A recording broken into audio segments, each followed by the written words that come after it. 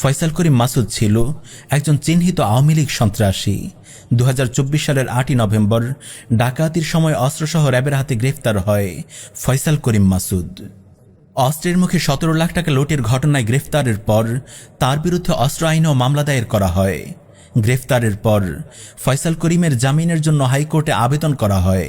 চলতি বছরের 16 ফেব্রুয়ারি উচ্চ আদালত তাকে 6 মাসের জামিন দেন। পরে চলতি বছরের 12ই আগস্ট জামিনের মেয়াদ বাড়ানোর জন্য পুনরায় আবেদন করা হলে নতুন করে 1 বছরের জামিন মঞ্জুর করে উচ্চ আদালত। এভাবেই সেকুলার এই আদালত সন্ত্রাসী ফয়সাল করিমকে জামিন দিয়ে হত্যার সুযোগ করে দেয়। অথচ এই জেলেই এখনও অসংখ্য নিরপরাধ আলেম ও মুজাহিদ বন্দী ও জুলুমের শিকার।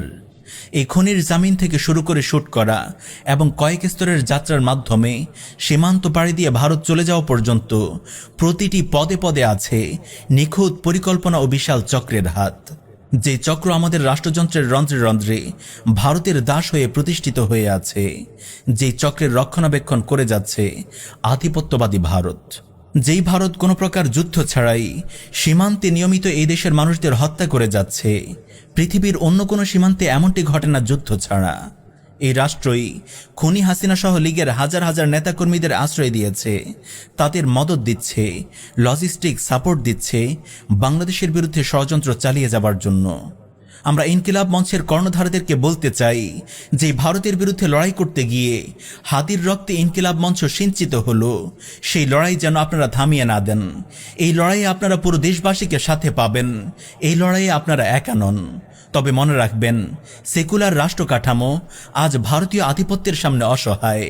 এই রাষ্ট্র কাঠামো ও বাঙালি জাতীয়তাবাদের চেতনায় সেই শক্তি নেই যা ভারতের আধিপত্যকে মোকাবেলা করবে।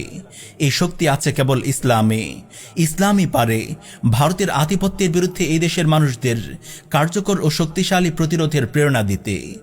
ভালো করে বুঝে নিন, সেকুলার এই বিচার ব্যবস্থা কখনোই হাদির হত্যার বিচার নিশ্চিত করতে পারে না, বরং এই বিচার ব্যবস্থাই হাদির খুনিকে তৈরি করেছে।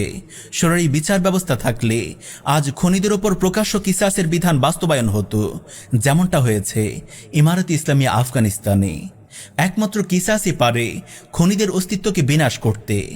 আপনারা এটা মাথায় গেঁথে নিন, সর্বদিক থেকেই আমাদের দরকার ইসলাম, আমাদের প্রয়োজন শরিয়ার শাসন ব্যবস্থা। ইসলামই পারে ভারতীয় আধিপত্যবাদকে মোকাবেলা করতে, শরিয়ার শাসনই পারে বিপ্লবীদের নিরাপত্তা নিশ্চিত করতে।